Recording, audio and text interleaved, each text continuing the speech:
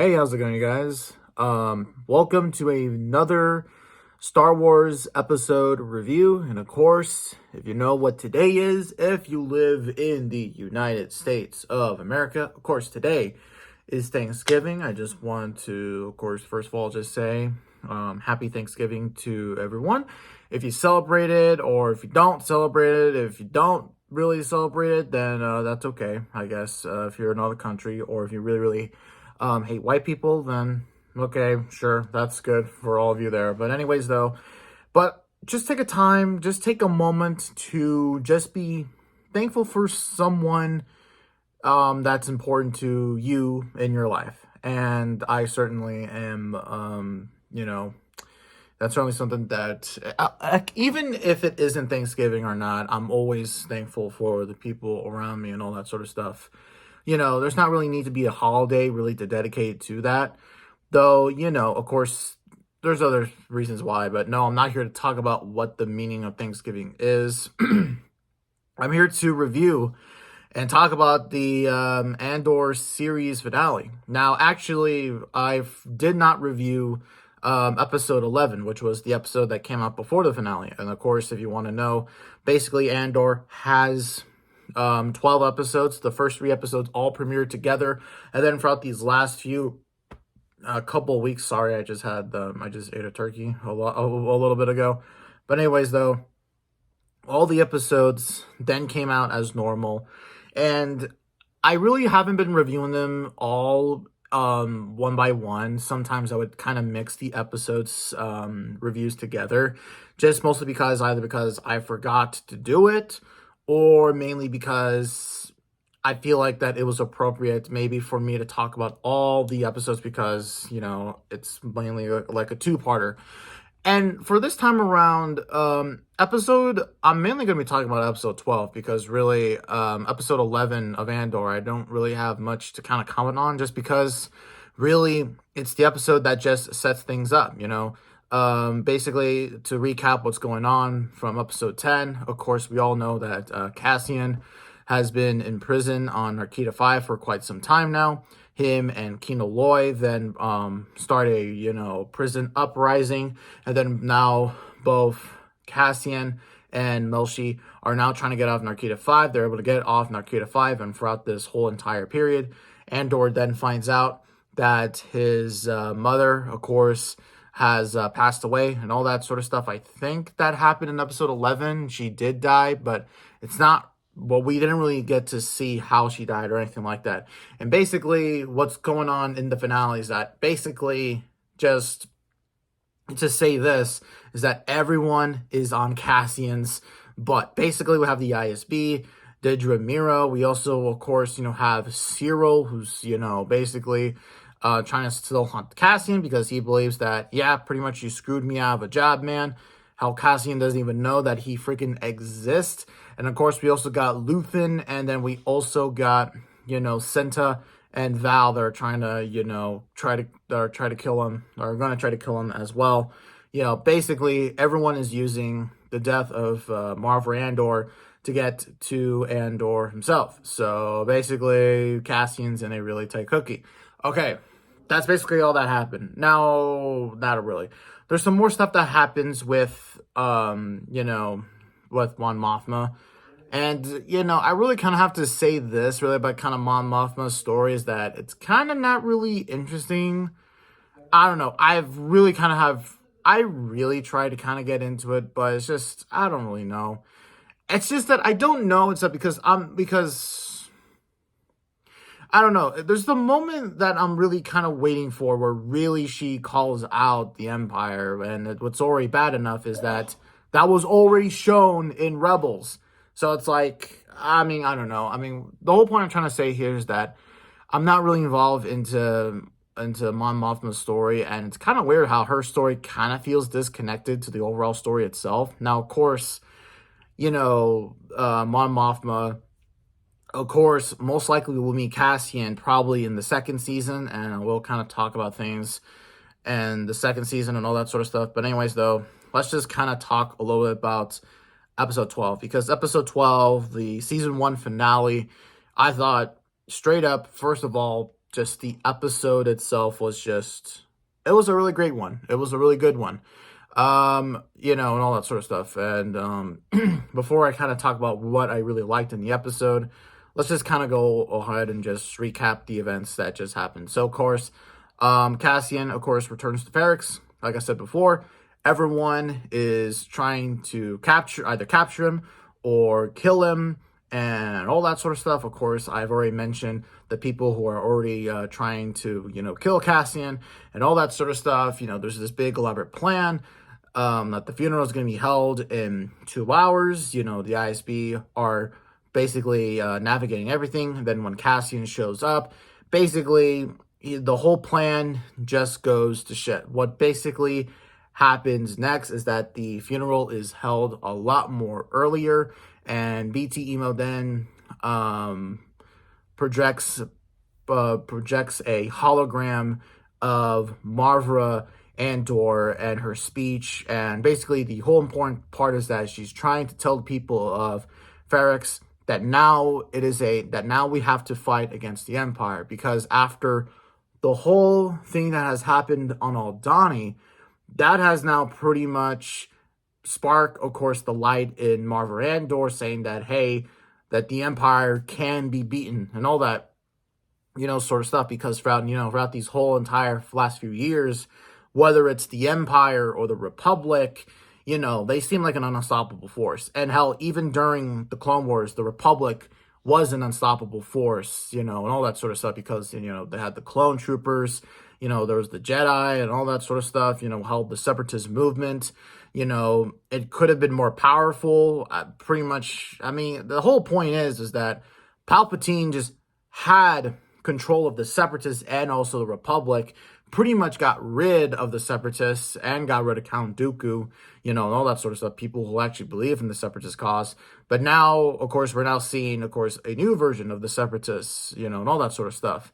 And that's something that a lot of people really probably don't really know. It's that really the Rebel Alliance is just basically the separatist, just they don't have plot armor. That's basically kind of it, to put it lightly. So basically what happens also too is that Cassian's also trying to break Bix out of her hotel room or out of her containment little cell. And, of course, Bix has been tortured and all that sort of stuff. Hell, she basically looks like she's about to die and all that sort of stuff. It's just really heartbreaking to watch, and all that sort of stuff. And of course, then the best part of the episode is, I feel like, is, of course, Marvra's speech. And then the next best part of the episode is then basically the Ferrix riot itself. Basically, after Marvra Andor basically tells the people of Andor to fight against the Empire, one of the ISB officers then flips. Oh my god, I kind of feel bad for laughing, but he just flips over BT Emo. I have never seen anyone in Star Wars ever freaking do that to like a little droid, not even to an astromech droid or anything like that. Man, that droid took a really abuse. And then one of the other characters, I don't know his name, literally takes the brick that has Marvra's ashes and then whacks him with it, and then basically just everyone is fighting against the Imperial army soldiers, and all that sort of stuff. And just the stormtroopers in the background just like, oh yeah, they're fighting. Wow. And then, of course, and then everything gets serious when another one of the characters throws a handmade grenade into one of the onto one of the vehicles, and then everything basically just explodes and all that sort of stuff. And then now the stormtroopers are now firing into the crowd and all that sort of stuff. One of the big highlight for me of this episode is to show the brutality of the stormtroopers. In short, yeah, stormtroopers ain't playing around. They actually do, shoot their targets, like legit. And I was like, oh, come on. I wanted to, literally, I don't know why. That was just the best part of the episode for me. Because for me, I'm a big stormtrooper defender.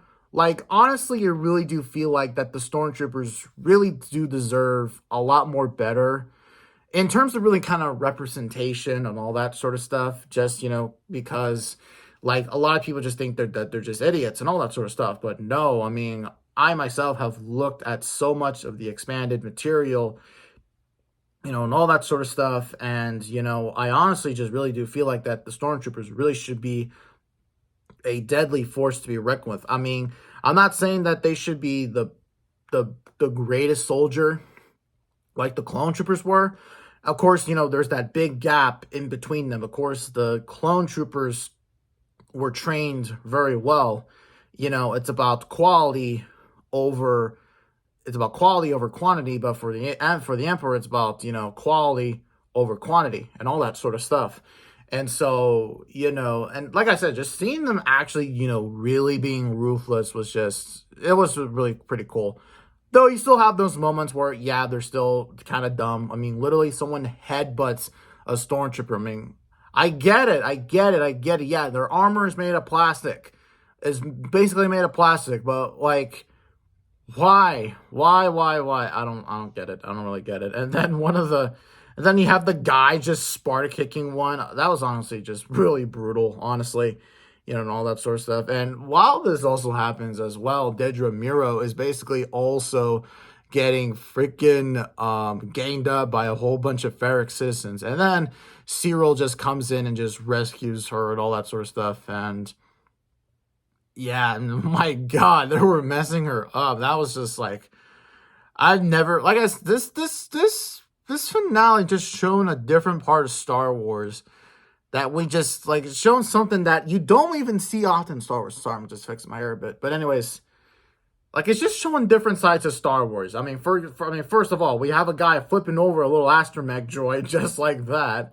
And then we just have a bunch of people just, like, effing up one of the Imperial officers. I mean, just to think about it, if this was, like, a situation, like, imagine Tarkin was in this situation, man, he would not even survive and all that sort of stuff. I mean, holy crap. Without those Death Troopers, you're pretty much screwed, man. And, yeah, also the Death Troopers do appear in this episode too. I just wanted to mention that, and all that sort of stuff. But basically what happens throughout the rest of the episode is that Cassian is able to get Bix and all of his other friends off of the planet, though he still has to go and, basically confront Luthen and all that sort of stuff. And what also kind of happens, too, is that Luthen's like, yeah, I'm basically out of here. But then, of course, Cassian then confronts him once again. And really, another crazy thing here, too, is that Cassian and Luthen have not even interacted since, like, the 4th episode, since, like, the Aldani episodes, earlier in the season, which is pretty freaking crazy. And then they just barely meet up with each other at the last minute, literally the last minute of the episode.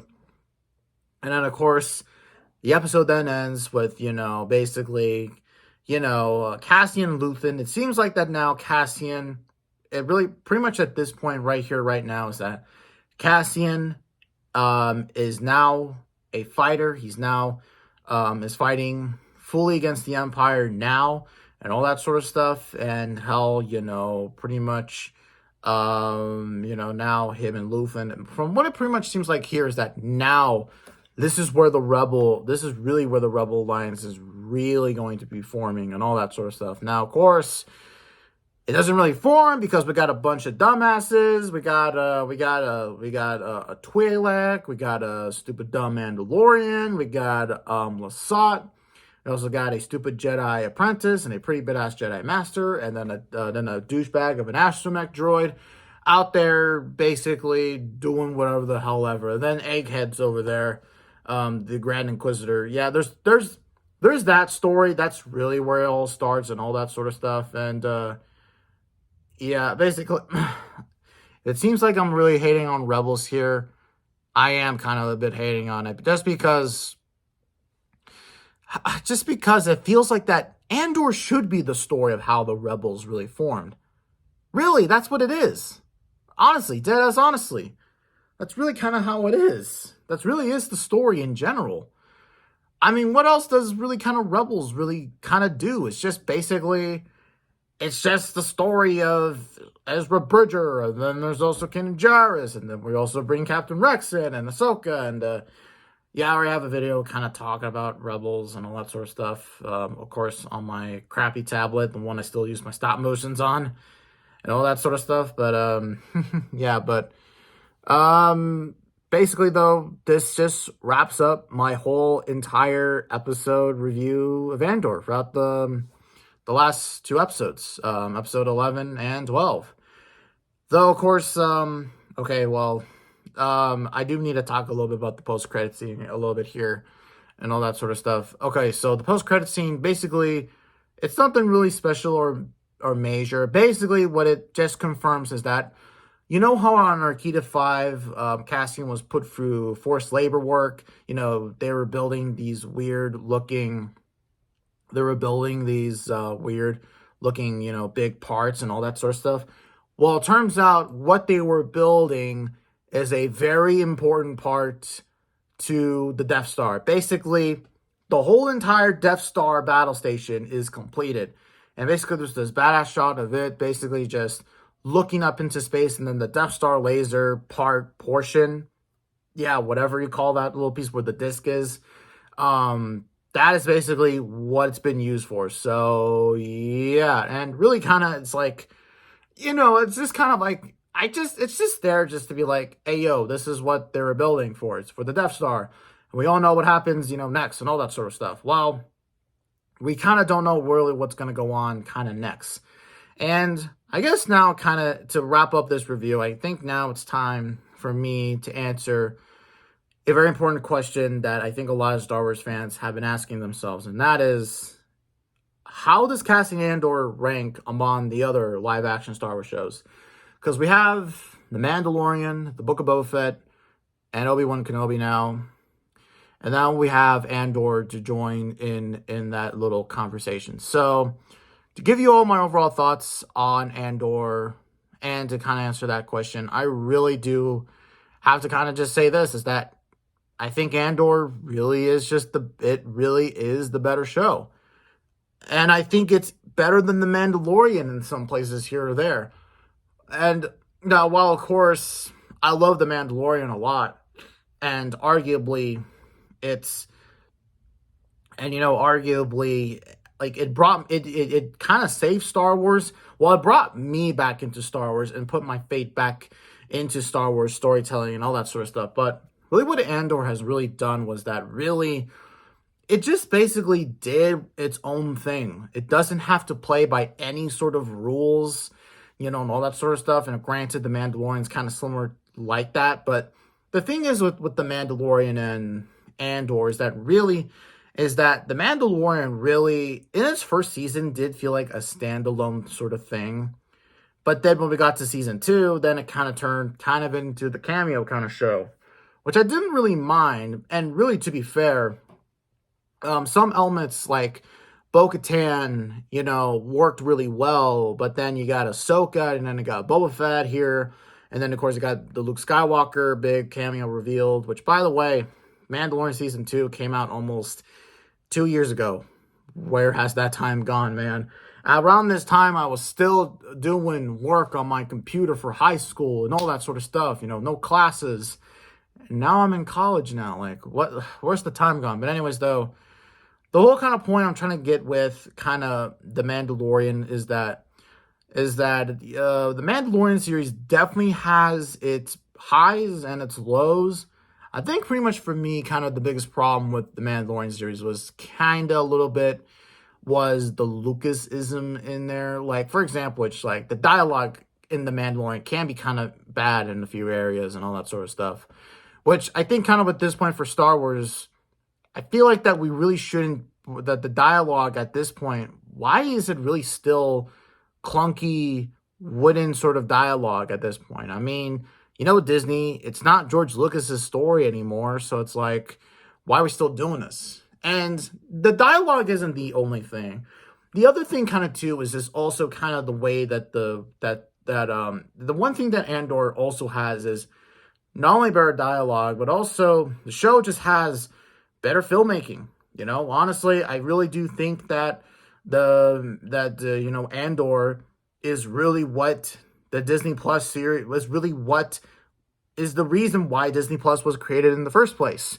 It's to make a big action-packed series and set in the Star Wars universe, make it about as high budget as the movies, you know, like Rogue One, Solo, and the sequels, and all that sort of stuff, you know. Make it at super high budget. And really, to be fair, I kind of am a bit biased here a little bit because, you know, because Andor is a spinoff of Rogue one of my favorite Star Wars projects of all time. And arguably, Rogue One actually is my second favorite Star Wars movie. Of course, my favorite one's Revenge of the Sith. So I can have a little bit bias there, you know, about that and all that sort of stuff. But really, a good thing that this show has also really done is that even though we know the fate of Cassian, we know he dies in Rogue One, this story still makes you intrigued as to really how he got to that point in the timeline. How do we get to Rogue One and all that sort of stuff? And damn it, why does the second season have to come out in 2024, man? Like, that is a really long far off from where we are now in terms of really, to kind of put you for perspective, basically the whole year of Star Wars is done. And basically, we're going to kick off next year with the Bad Batch and all that sort of stuff. So, yeah. So, you know, well, there's still some cool Star Wars stuff coming out next year, of course. We got a lot of cool stuff coming out. And I will touch upon that when I end this video off here. Actually, I'm going to kind of mention that now. So, the next Star Wars projects that we are getting from this point onwards is, of course, the new animated series is The Bad Batch. Of course, season 2, which I have really mixed opinions about. The only thing I'm just saying is that I want to see Cody. That's the only thing. I don't care about Omega, Wrecker, or any of all those other stupid bastards. Sorry, I just did not like the first season of Bad Batch. And then we got, of course, Mando season 2, and then the Ahsoka series. And I'm trying to think of another series that's supposed to come out. I really don't know what other series are coming up. But, of course, guys, I'm still going to review the Bad Batch series and also, you know, what else was it? Mandalorian season 3 and Ahsoka and all that, you know, sort of stuff. And when it comes to the other things coming out next year, I will mention about the Marvel stuff. And actually, as a matter of fact, the Guardians of the Galaxy holiday special is going to come out in a little bit.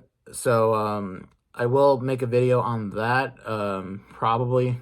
Not maybe tomorrow, because I'm actually going to go down to Anaheim, basically, you know, to my grandpa's house and all that sort of stuff. But anyways, though, guys, that pretty much concludes my final Star Wars video, most likely of the year. Nothing else is coming out. And this overall year of Star Wars has been a very big action-packed year. We got Book of Boba Fett in early 2022. And, of course, we got Obi-Wan Kenobi in the middle, in the summertime. And then, of course, to conclude the summer, and then into the fall, and then now into winter, it was a really fun series, Andor. I will have to say, Andor is probably my second favorite Star Wars series. And in terms of live action stuff, like the animated stuff, Clone Wars, that's a whole entirely different thing. But anyways, though, guys, that's about it for this video. Of course, like I said, I hope all of you have a really good Thanksgiving. And of course, we will then see you in the next video. See you later, guys.